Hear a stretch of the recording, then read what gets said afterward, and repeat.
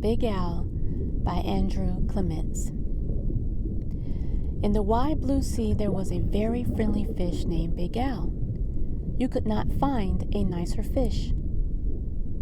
But Big Al was also very, very scary. Other fish seemed to have at least one friend. Some had many, but Big Al had none. He did not really blame the other fish. How could he expect little fish to trust a great big fish with eyes and skin and teeth like his? So Big Al was lonely and cried big salty tears into the big salty sea. But Big Al really wanted friends, so he worked at it. First he tried wrapping himself up with seaweed. He thought it was a great disguise, but no one else did. Who wants to stop and talk to a floating plant that has big sharp teeth? Then he thought that if he puffed himself up round, the other fish would laugh and see how clever and silly he could be. All they saw was how big he could be, and they steered clear. Very early one morning, Big Al went down to the bottom and flopped and wiggled himself into the sand until he was almost covered up. He looked much smaller. When other fish came near, Big Al talked and joked with them and had a delightful time.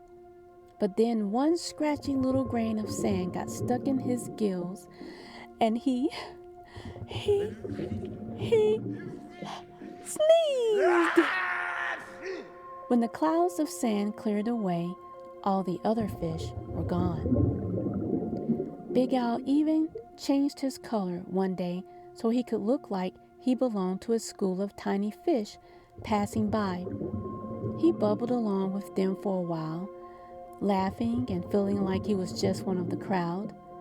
But he was so big and clumsy that when all the tiny fish darted to the left and then quickly back to the right, Big Al just plowed straight ahead. He went bumping and thumping right into the little fish.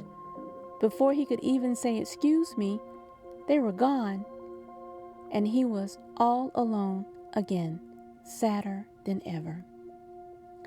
Just when Big Al was starting to be sure that he would never have a single friend, something happened. He was floating along, sadly watching some of the smaller fish, and was wishing they would come closer. As he watched, a net dropped down silently from above, and in an instant they were caught. Big Al forgot all about being lonely, and he forgot all about being sad. His eyes bulged out bigger and rounder than ever, and with a mighty flip of his tail, he opened his mouth and charged straight at it, the net. The net was strong, but Big Al was stronger. He ripped right through it, and all the little fish rushed out the hole. But when Big Al tried to turn around and go out of the hole, he got all tangled up in the net. He was stuck. The net went higher and higher towards the bright surface of the sea, and the little fish watched Big Al as he disappeared above. When the little fish were able to speak again, all they talked about was the huge, wonderful fish that had saved them. How great to be free, but what a shame that the big fellow had been captured. Just then, there was a tremendous crashing splash above them, and the small fish dashed away. Was it the net again? Not at all. It was Big Al. Those fishermen took one look at him and threw him right back into the ocean. And now there's one huge, puffy, scary, fierce-looking fish in the sea who has more friends than anyone else. Big Al.